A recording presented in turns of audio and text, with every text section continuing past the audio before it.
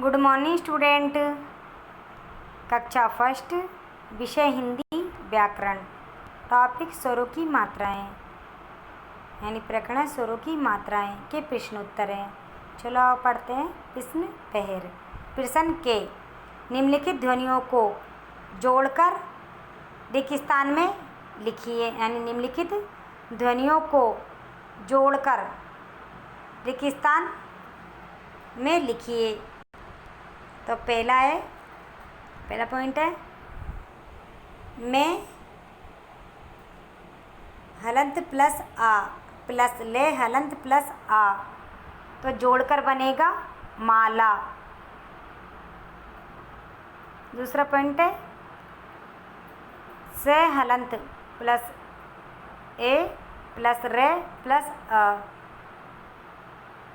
तो जोड़कर बनेगा शेर। तीसरा पॉइंट है के हलंत प्लस ए प्लस ले हलंत प्लस आ, तो जोड़कर बनेगा केला।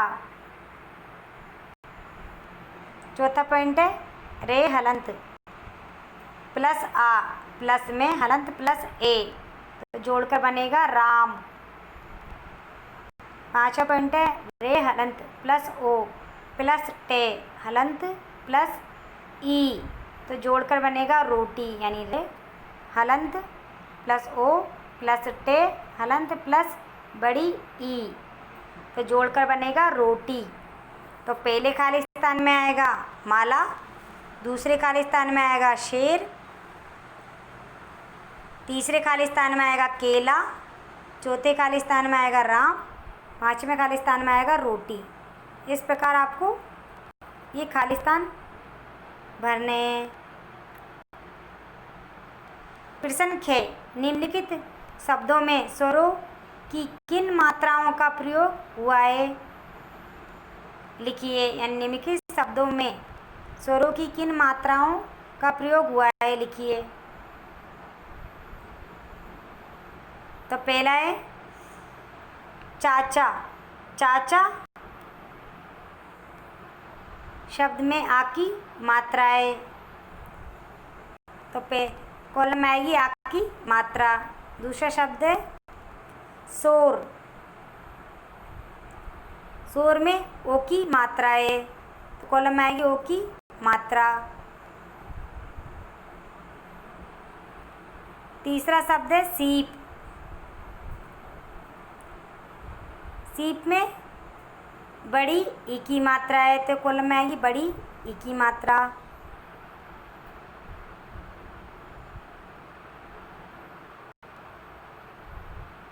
चौथा है चोरी। तो पहले कॉलम में आएगी ओ की मात्रा, दूसरे कॉलम में आएगी बड़ी ई की मात्रा। पांचवा शब्द है हीरा। हीरा बड़ी ई की मात्रा, दूसरी मात्रा है आ की, यानी पहली है बड़ी ई की मात्रा, दूसरी है आ की मात्रा।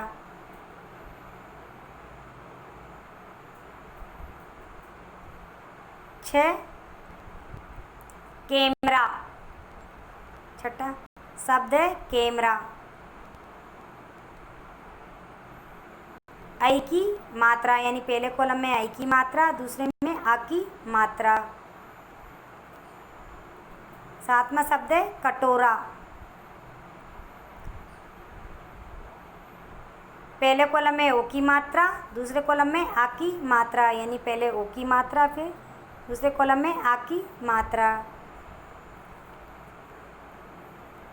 आठवां शब्द है तिनका। पहली मात्रा है छोटी ई की मात्रा, दूसरी मात्रा है आ की, यानी पहले कॉलम में छोटी ई की मात्रा, दूसरे कॉलम में आ की मात्रा। नौवां शब्द है गुरु। गुरु में छोटे उ की मात्रा है, तो कॉलम में आएगी छोटे उ की मात्रा। 10वां शब्द है टोकरा। टोकरा पहली मात्रा है ओ की, दूसरी मात्रा है आ की, ना पहले कॉलम में आएगी ओ की मात्रा, दूसरे कॉलम में आएगी आ की मात्रा। 11वां बिच्छू। बिच्छू शब्द में पहले छोटी ई की मात्रा, दूसरी है बड़े ऊ की मात्रा, यानी पहली है छोटी ई की मात्रा, दूसरी मात्रा है बड़े ऊ की।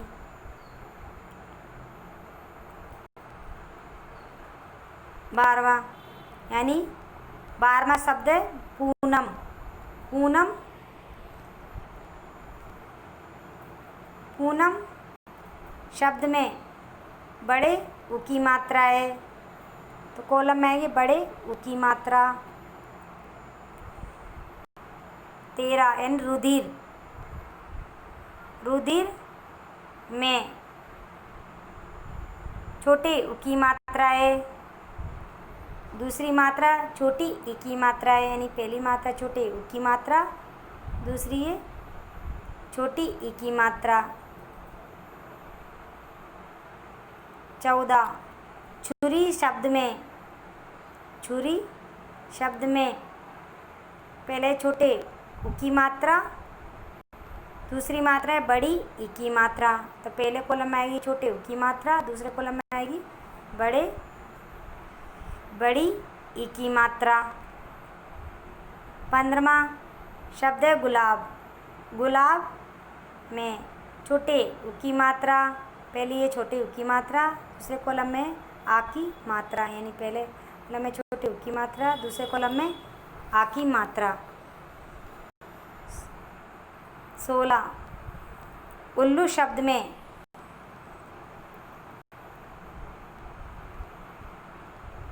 बड़े ऊ की मात्रा। उल्लू शब्द में बड़े ऊ की मात्रा है, तो कॉलम में बड़े ऊ की मात्रा। 17 यानी मृग शब्द में री की मात्रा है, तो कॉलम में आएगी री की मात्रा। 18 पीड़ा शब्द में बड़ी ई की मात्रा है और आ की मात्रा है, यानी पहली मात्रा बड़ी ई की मात्रा, दूसरी मात्रा है आ की। तो आपको इन कॉलमों में आपको मात्राएं भरनी है, यानी आपको इन शब्दों की मात्राएं इन कॉलम में भरनी है। प्रश्न गे सही विकल्प के सामने सही चिन्ह लगाइए, यानी सही विकल्प के सामने सही चिन्ह लगाइए। तो पहला प्रश्न है मात्रा किसका रूप है, यानी मात्रा किसका रूप है। ए स्वर का, बे व्यंजन का, से संयुक्त व्यंजन का। मात्रा स्वर का रूप है, तो ए सही है, बे व्यंजन का गलत, से संयुक्त व्यंजन गलत, यानी मात्रा किसका रूप है स्वर का, ए सही है। प्रश्न 2 आ की मात्रा व्यंजन के किस ओर लगती है, यानी आ की मात्रा व्यंजन के किस ओर लगती है। ए ऊपर, बे नीचे, से आगे, यानी आ की मात्रा व्यंजन के आगे की ओर लगती है, तो से सही है। ए ऊपर गलत, बे नीचे गलत, से आगे सही, यानी आ की मात्रा व्यंजन के आगे की ओर लगती है, यानी से सही है। प्रश्न 3 ऊ की मात्रा व्यंजन के किस ओर लगती है, यानी छोटे ऊ की मात्रा व्यंजन के किस ओर लगती है। ए आगे, बे नीचे, से पीछे, तो छोटे ऊ की मात्रा व्यंजन के नीचे की ओर लगती है, यानी छोटे ऊ की मात्रा व्यंजन के नीचे की ओर लगती है, यानी बे सही है। ए आगे गलत, बे नीचे सही, से पीछे गलत, यानी ऊ की मात्रा व्यंजन के नीचे की ओर लगती है, यानी बे सही है। प्रश्न 4 ई की मात्रा व्यंजन के किस ओर लगती है, यानी ई की मात्रा व्यंजन के किस ओर लगती है, यानी छोटी ई की मात्रा व्यंजन के किस ओर लगती है। ए पहले, बे बाद में, से ऊपर, यानी ई की मात्रा व्यंजन के पहले की ओर लगती है, यानी की मात्रा व्यंजन के पहले की ओर लगती है। तो ए सही है, बे बाद में गलत, से ऊपर गलत, यानी ई की मात्रा व्यंजन के पहले लगती है, यानी ए सही है। प्रश्न 5, स्वर प्रयुक्त होते हैं ए व्यंजन से पहले, बे व्यंजन के बाद, से व्यंजन के ऊपर। प्रयुक्त यानी स्वर प्रयुक्त होते हैं व्यंजन के बाद, यानी बे सही है, यानी ए व्यंजन से पहले गलत, बे व्यंजन के बाद सही, से व्यंजन के ऊपर गलत, यानी स्वर प्रयुक्त होते हैं व्यंजन के बाद, यानी बे सही है। प्रश्न निम्नलिखित प्रश्नों के उत्तर लिखिए, यानी निम्नलिखित प्रश्नों के उत्तर लिखिए। तो पहला प्रश्न है, मात्रा किसे कहते हैं? उत्तर, किसी वर्ण या ध्वनि के उच्चारण काल को मात्रा कहते हैं, या किसी स्वर के उच्चारण में जितना समय लगता है उसे मात्रा कहते हैं, यानी किसी वर्ण या ध्वनि के उच्चारण काल को मात्रा कहते हैं, या किसी स्वर के उच्चारण में जितना समय लगता है उसे मात्रा कहते हैं। मात्राएं केवल स्वरों की होती है, व्यंजनों की नहीं, क्योंकि व्यंजन तो स्वरों के सारे बोले जाते हैं, दूसरा प्रश्न है, किन स्वरों की मात्राएं व्यंजन के ऊपर लगती है? उत्तर, ए ऐ, इन स्वरों की मात्राएं व्यंजन के ऊपर लगती है। उत्तर, ए ऐ, इन स्वरों की मात्राएं व्यंजन के ऊपर लगती है। प्रश्न 3, किन स्वरों की मात्राएं व्यंजन के नीचे लगती है? उत्तर, उ, और री, इन स्वरों की मात्राएं व्यंजन के नीचे लगती है, यानी उत्तर छोटा उ, बड़ा उ और री, इन स्वरों की मात्राएं व्यंजन के नीचे लगती है। प्रश्न 4, किन स्वरों की मात्राएं व्यंजन के आगे लगती है? उत्तर, आ, ई, ओ, औ, इन स्वरों की मात्राएं व्यंजन में आगे की ओर लगती है। उत्तर, आ, बड़ी ई, ओ, औ, इन स्वरों की मात्राएं व्यंजन में आगे की ओर लगती है। आओ सीखे। प्रश्न के उचित मात्राएं लगाकर शब्दों को पूरा कीजिए, यानी उचित मात्रा लगाकर शब्दों को पूरा कीजिए। तो यहाँ पर कुछ चित्र दिए गए हैं, आपको पहचान कर उनकी मात्राएं आपको खाली स्थान में भरनी है। तो पहला चित्र है जूते का, दूसरा चित्र है फव्वारे का, तीसरा चित्र है घड़े का, चौथा चित्र है हाथी का, पांचवा चित्र है रेलगाड़ी का, छठा चित्र है घड़ी का। तो पहले चित्र में जूता, तो पहली मात्रा है बड़े उ की मात्रा, दूसरी मात्रा है आ की, यानी पहली मात्रा बड़े उ की मात्रा, दूसरी मात्रा है आ की, यानी खाली स्थान में आएगी पहले बड़े उ की मात्रा, फिर आ की मात्रा।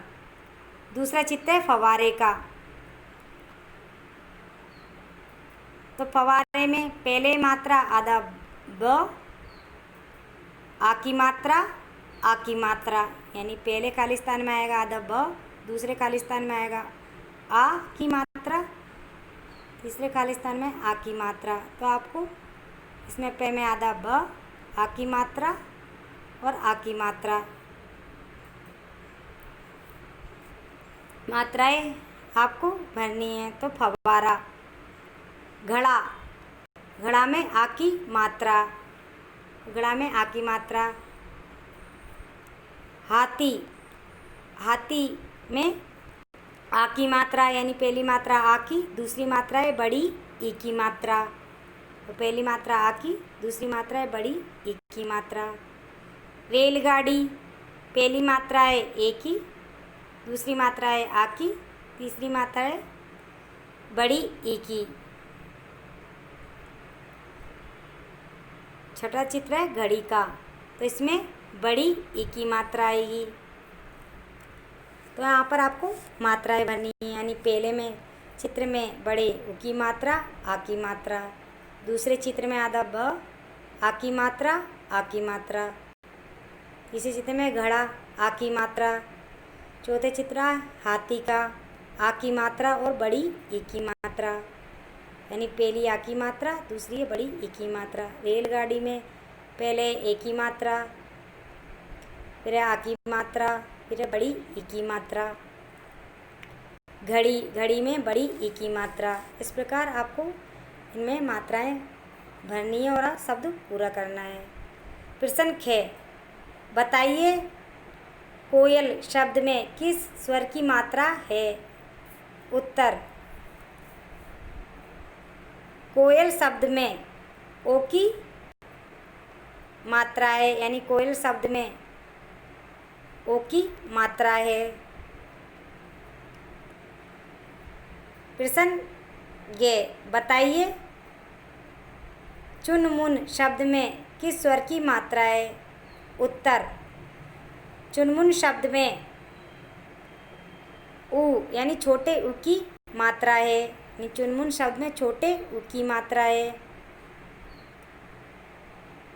प्रश्न घ, क्या मकड़ी शब्द को बिना मात्रा लगाए लिखा जा सकता है?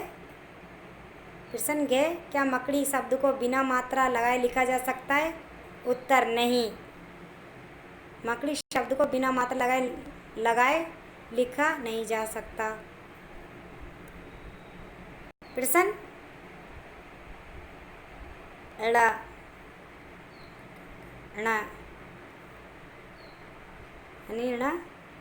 प्रश्न ण, क्या अजगर शब्द में किसी मात्रा का प्रयोग हुआ है? उत्तर, नहीं, क्या अजगर शब्द में किसी मात्रा का प्रयोग हुआ है? उत्तर, नहीं, अजगर शब्द में किसी मात्रा का प्रयोग नहीं हुआ है। तो आपको ये क्वेश्चन आंसर अपनी कॉपी में लिखने भी है और याद भी करनी है। मतलब आपको ये प्रश्न उत्तर आपको अपनी कॉपी में लिखने भी है और याद भी करने हैं। फिर मिलेंगे नए टॉपिक के साथ। Thank you.